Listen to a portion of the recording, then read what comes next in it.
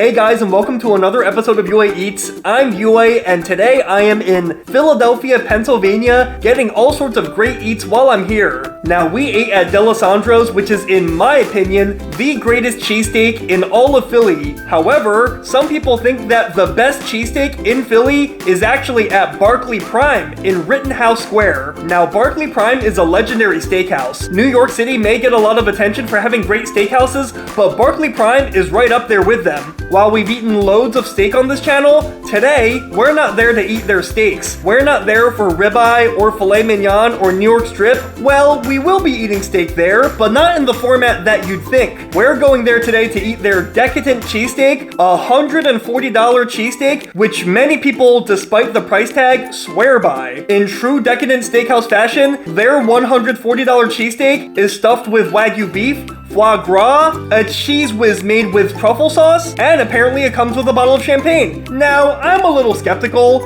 In my mind, cheesesteaks are comfort food, and they really are working class everyman food. The beauty of a Philly cheesesteak should be how accessible it is and how affordable it is. I can't even wrap my head around the cheesesteak costing more than $15, but a lot of people swear by it, and an eater critic called it the best sandwich he'd ever had. So guys, $140, it's a lot of money. This is by far the most money that I've ever spent on a video for you guys, but I'm gonna do it for you guys so you guys can see alongside with me if the $140 Barclay Prime cheesesteak lives up to the hype. Let's go!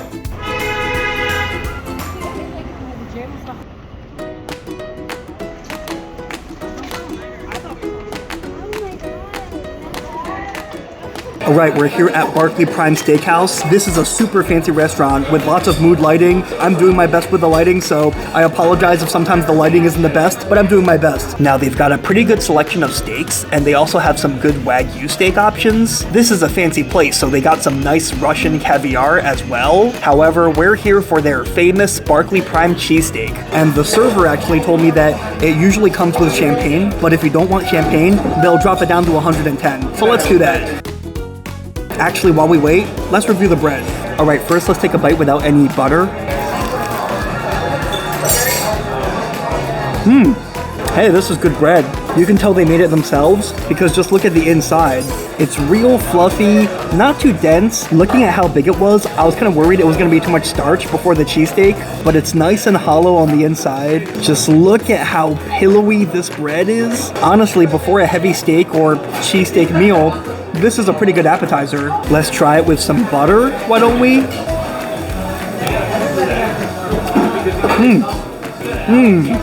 Oh wow, that butter is really, really good. Definitely made in-house. There's no way they're outsourcing that from a good butter supplier. They're making this butter in-house.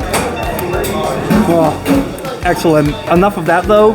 Our cheesesteak just arrived. All right, this is it. This is the $110 cheesesteak. Normally $140, but they were kind enough to waive the champagne and bring it down to 110. And yeah, that's still a hefty price, but not gonna lie, it looks pretty good. Now, the server told me that this is all Wagyu beef and that the bread is made in-house. Apparently, this cheese is made with truffle sauce, and they said that there was a foie gras mousse inside. Can't really see it on the bread. I guess the cheese is covering it. All right, guys, no more waiting. I gotta try this. Enjoy that cheesesteak. Oh, thank you. It looks really good. You're gonna love it. Can't wait. Also, maybe you just heard there, service here is so far really, really good. All right, bite one of the $110 cheesesteak.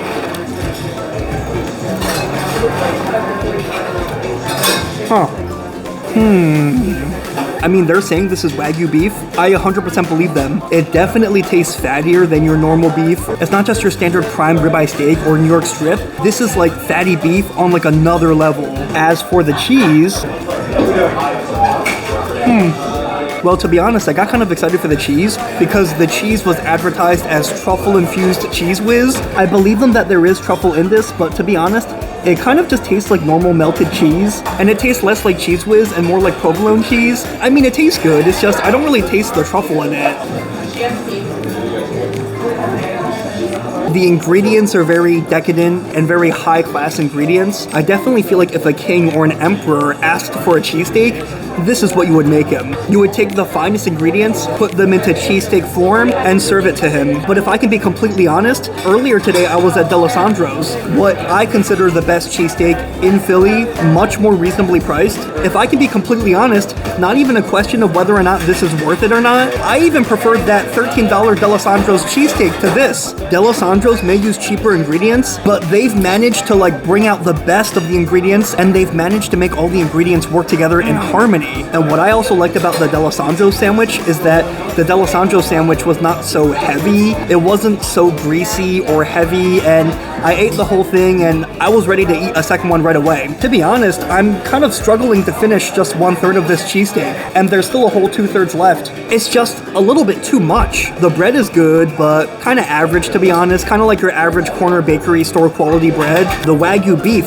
it's fatty, it's rich. Were it in its original steak form, I could tell that this Wagyu beef would make a great steak. But in a sandwich, I think there's a reason why Wagyu beef doesn't really make its way into many sandwiches. There's a reason why Wagyu burgers are kind of more like a novelty thing rather than a serious, consistent menu item at restaurants. It's a little bit too heavy. I mean, with a steak, you can cut small pieces. You can kind of control the dosage more. In a sandwich, this Texas A5 Wagyu, it's a little bit too heavy, a little bit too rich. I feel like it doesn't really work in cheesesteak form, if I can be honest. The cheese too, it was very heavy, rich cheese. So adding that heavy, rich cheese on top of an already heavy and rich Wagyu beef, it's kind of overkill, if I can be honest. And that sauce that they're adding to the meat, I feel like it's probably the foie gras, but whatever other sauce they're adding to it, it's not really cutting through the richness. Good food really is all about balance or bringing out the natural flavor of a few good ingredients. I feel like this sandwich is kind of just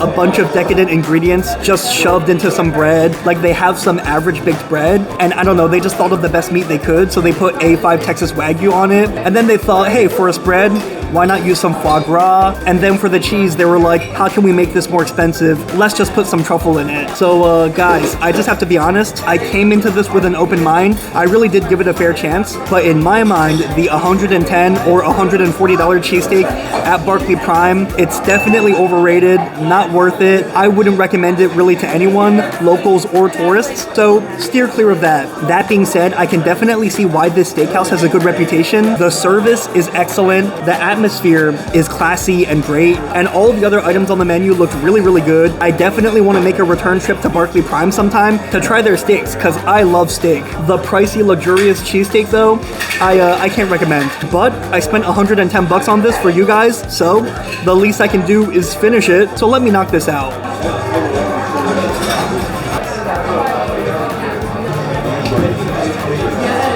Okay, we knocked out 1/3 of the cheesesteak. Because the ingredients are so rich, it's getting a little difficult to eat. It's very calorie heavy for sure, so I'm getting kind of full. I mean, to be honest, 1/3 of it was kind of enough for me, so I guess if you only eat 1/3 per meal, I guess it's more like $30-40 per meal, so I guess that kind of makes it a little bit more affordable. But we're gonna take a bit of a break and really recharge before we try to tackle more of this. Anyways, guys, thank you so much for watching my video as I came here to Barclay Prime in Philadelphia to try the famous $110, $140 cheesesteak to see whether or not it's worth it. Everything that I said is of course just my opinion, so if you've eaten at Barclay Prime before and if you've had the $140 cheesesteak, let me know in the comments because great minds eat alike. Also, I'd love to hear what your favorite cheesesteak places are in Philly, so let me know that in the comments as well, whether it's Jim's or Delassandro's, Pat's, Geno's, wherever. If you like my videos, make sure you like and subscribe. That way you stay up to date whenever I post another video. I'm gonna knock out as much of this as I can. Until next time, I'll see you later.